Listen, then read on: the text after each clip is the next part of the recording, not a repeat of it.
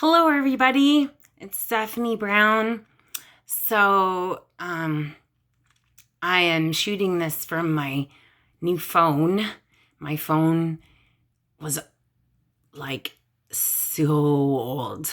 I didn't want to have to get a new one. I believe in using things until they're done, and it definitely was cooked. So I'm shooting this from my phone. You can tell me what you think. I had a really great day because I love to sing, and one of my outlets all my life has always been music or singing. And so I got to sing for my city. I'm at a beautiful church, and I got to sing Grown Up Christmas List and Oh Holy Night and a few other awesome Christmas songs. You can see the glitter on my eyes. I tried to be Christmassy. So, having said that, I want to acknowledge that Christmas, the holidays, can be a tough time for people. In the media and such, it's all promoted as the most wonderful time of the year. But I just want to acknowledge that for some of you, it's hard and it's lonely and it's difficult to be around your family because there's issues that haven't been dealt with, and I've been there. It's taken a long time. I'm 44 and my family and I've worked through our kinks, and I've learned, because when I wasn't medicated, my perception and my perspective of what they were saying or doing was against me. But that was the illness and my low self-esteem. So I thought that I would take a couple of minutes to give you some tips on what's worked for me in the holiday time. If somebody says something that you find offensive, take a second to acknowledge that how it feels, and then say to yourself, I radically accept that what my family member said upset me, but I'm not going to miss out on the whole entire experience because I want to be with my family. I have found that my bipolar can make me feel angry or agitated or annoyed with someone, and it's so intense. It's just like right there on your chest. But lately I've been trying to walk away, go do something else, and change my brain pattern so I can change my emotions and just let that person say what they said and just let it be. And if I wait, and this is for people who even aren't bipolar, but it's harder for us because the emotions are so intense. If I wait,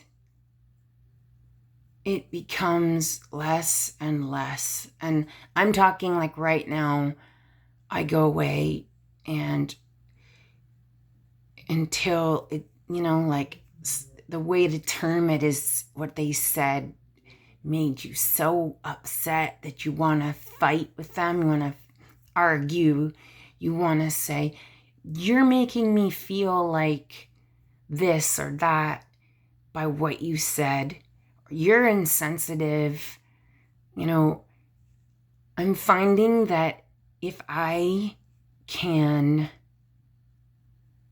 just go away for a little bit, do something that has nothing to do with the situation.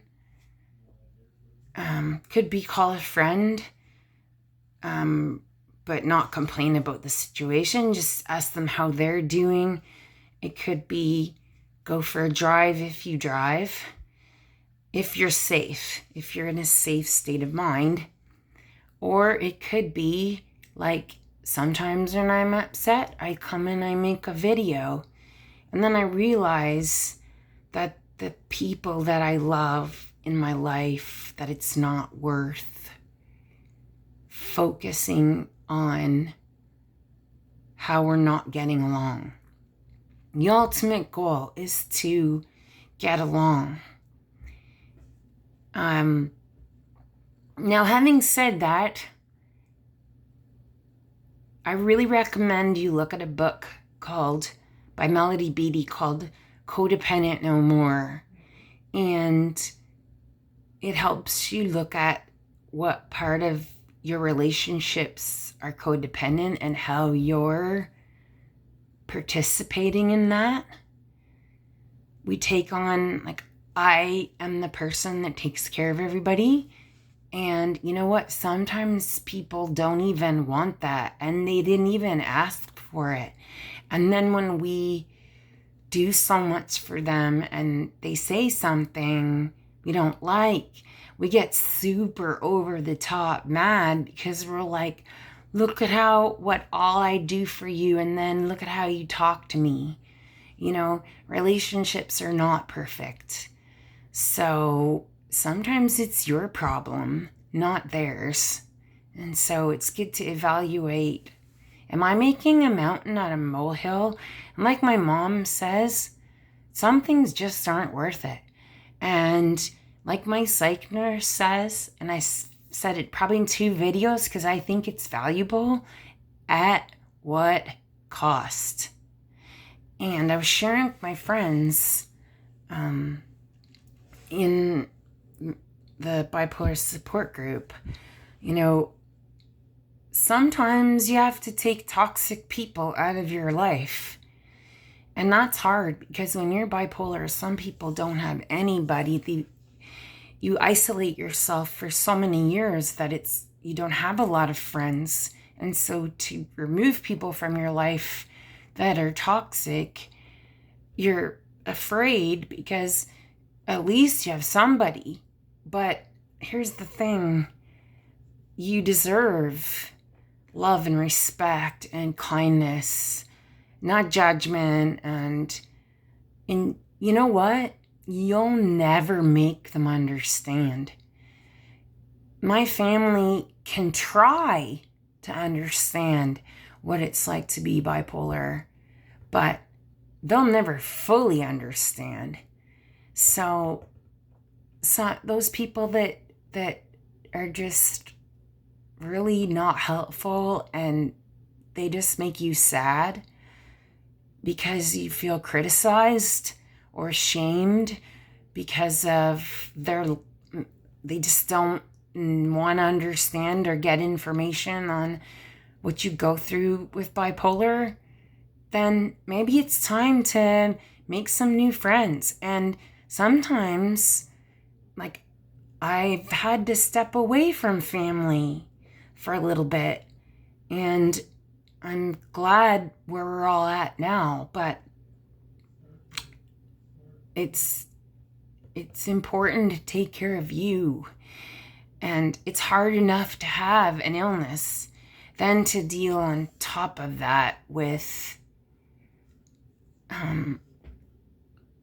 toxicity of people saying when you don't get along that it's all your fault, and if only you didn't do what you do, then things would be better between you and that person.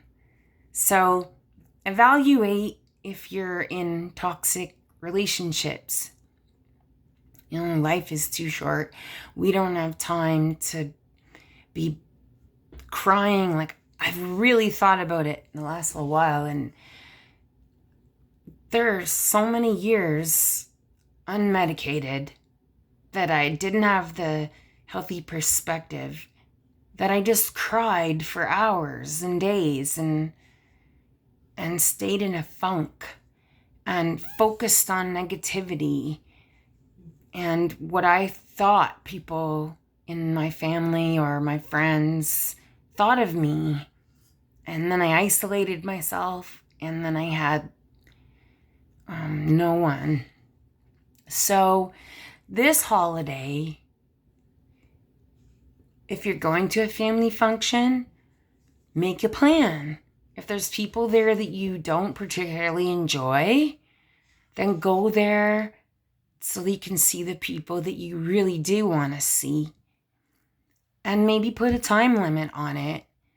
And when that time's up, you have your meal, maybe you open presents, or maybe you just give a card or whatever.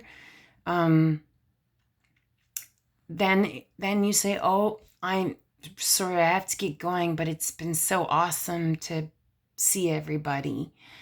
And you don't owe anyone an explanation.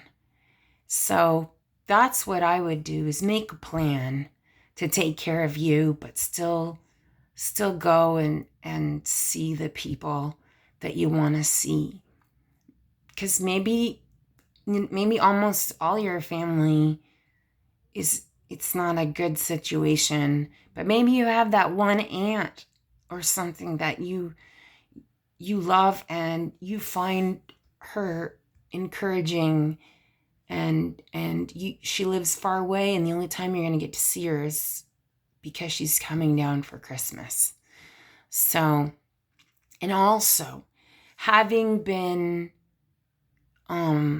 very broke because I couldn't work for many years, you know what?